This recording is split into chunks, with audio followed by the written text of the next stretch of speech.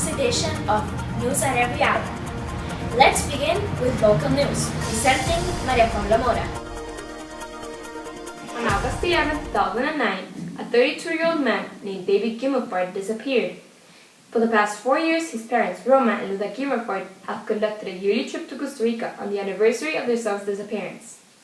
They cover 1,370 kilometers across Costa Rica, beginning at San José's Juan Santa María International Airport. David was last seen entering Rincón de la Vieja National Park in the northwestern province of Guanacaste.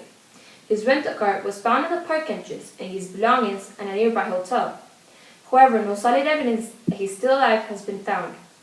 The Kvanvigs are offering a reward of $100,000 for any information leading to David's location. Before the couple returned to Chicago this year, they received a call from a Costa Rican cell phone. The caller said that he was in touch with the people who had abducted David. The caller said that he wanted $100,000 now and $150,000 later for David's return.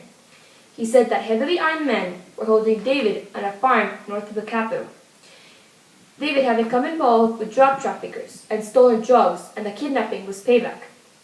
A week later, they received a photo of a man holding a current edition of the daily Costa Rican newspaper La Teja. According to Roma's description of the photo, the picture included a man lying in a bed wearing a long-sleeved shirt. He had dark hair and slight amount of facial hair. Roma said that it was impossible to know if it was really her son. Last week, the Kvanvigs decided to return to Chicago, saying that they could do much more from there than from Costa Rica.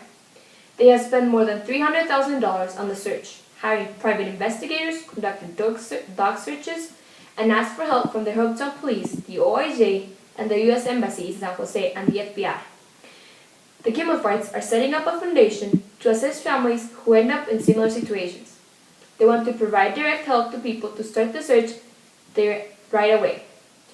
They want to create a safety rating environment for parks, travel regions, and specific tourist attractions. But they also believe that the foundation will help prevent disappearances. However, what they most want is to know what happened to their son. Here are some words Ms. Kvanvig said in her interview.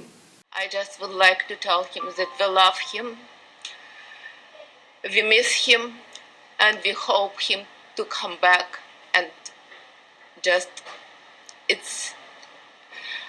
we hope him to come back.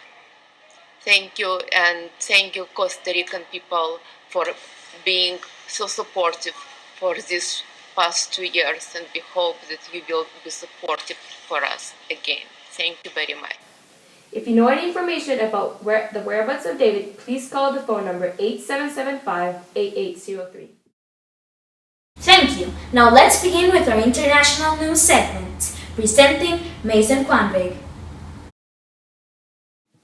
Thank you, and in our most recent international news, Libyan gunmen attacked the Russian embassy in Libya, which led to all people in the facility being evacuated. Last year, both the U.S. and French embassies were attacked, though this attack is said to be a revenge attack after the alleged killing of a Libyan by a Russian citizen. 2 Libyans were killed in the attack, and the Russian Foreign Ministry was informed that their embassy cannot be safely insured. The Foreign Minister of Libya, however, denies making these claims and says that the Russians should move the location of their embassy just in case. Libya has been battling with militias for some time, and the attack is said to be led by a militia. The men and women who fled the embassy are in Tunisia, where right now waiting to be flown back to Russia. The attack left no Russian casualties, but cars and buildings were left torched and windows smashed in. Back to you, Camila. Thank you, Macyn. Very interesting, and we hope everything is solved for our Russian colleagues. Now let's move on to sports and entertainment. María Paula Mora presenting entertainment. On Tuesday, October 1st, the band Aerosmith rocked the stage at the National Stadium.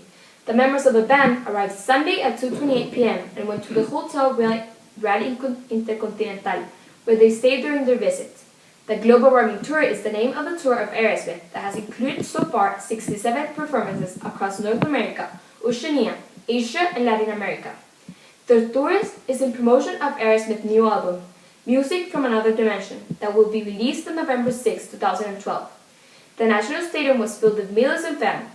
The main stage had a classic Aerosmith logo painted on top, and 2 small platforms to each side. In the middle of the main stage was the catwalk. They played 19 songs, including Living on the Edge, I Don't Wanna Miss a Thing, Walk This Way, and Dream On. The last Aerosmith concert played in Costa Rica was in 2010, in the Autodrome in La Guasima. Their next stops are El Salvador and Guatemala. That was it for entertainment. Now back to you with the sports. Thank you, Maria Paula. Now, moving on to international sports. Cardrona Alpine Resort in Monaco, New Zealand.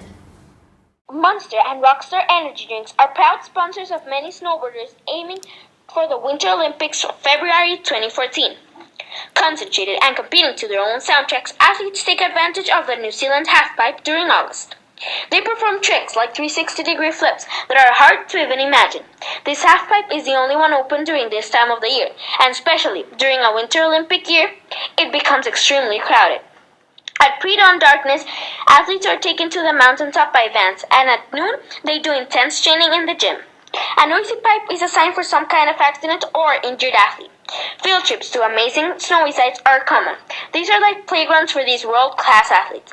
It is also common for them to visit the local pubs at night, but they never forget that their friends are also their most fierce competitors. Gretchen Blyther, who won silver medal at the 2006 Turing Games for the United States.